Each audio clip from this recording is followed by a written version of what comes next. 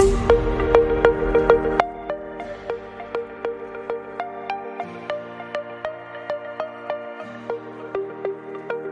day, I'm Police Major Rigel Ken P. Manzanes, your Legal Officer of Legal Assistance Division, your Panyerong Police Supervisor, and your Legal Officer of DIDM.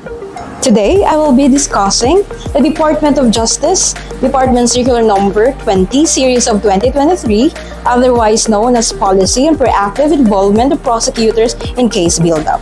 As background, this DOJ Circular 20 is a new rule which covers the procedure for case buildup, preliminary investigation, inquest proceedings in situations involving warrantless arrests and appeals.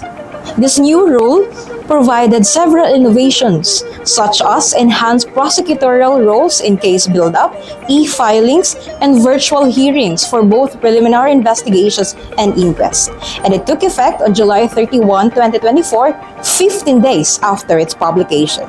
This new rule provided the following salient points. As to policy, all prosecutors shall take an active role in the investigation of crimes covered by these guidelines, particularly during the case build-up, where they may require, assist, or otherwise cooperate with the complainants and/or law enforcement agencies.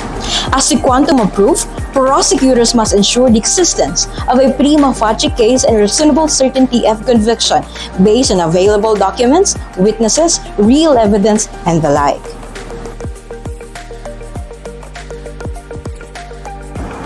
Prima facie evidence is such status of evidence which on its own and if left uncontroverted is sufficient to establish all the elements of a crime. This new rule would cover the following criminal offenses. First, heinous crimes. Second, all violations of RA 9165. Then, all violations of RA 9160. Then, all violations of RA 11479. And all violations of RA 10168. And all other capital offenses that are punishable by reclusion perpetua or life imprisonment.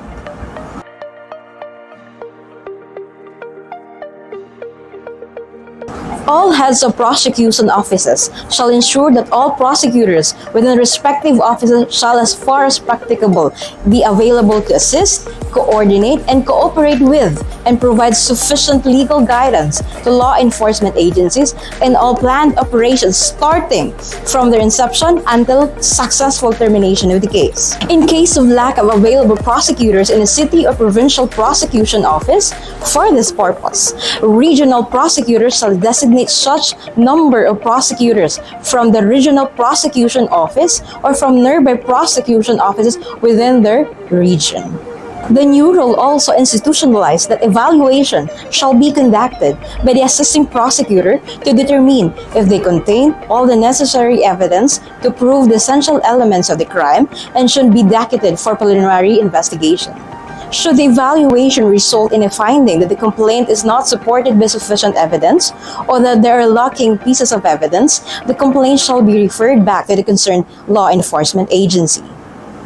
In all cases for preliminary investigation, the investigating prosecutor shall issue a certification as to the existence of prima facie case and or reasonable certainty of conviction based on available documents, witnesses, real evidence, and the like or the lack thereof.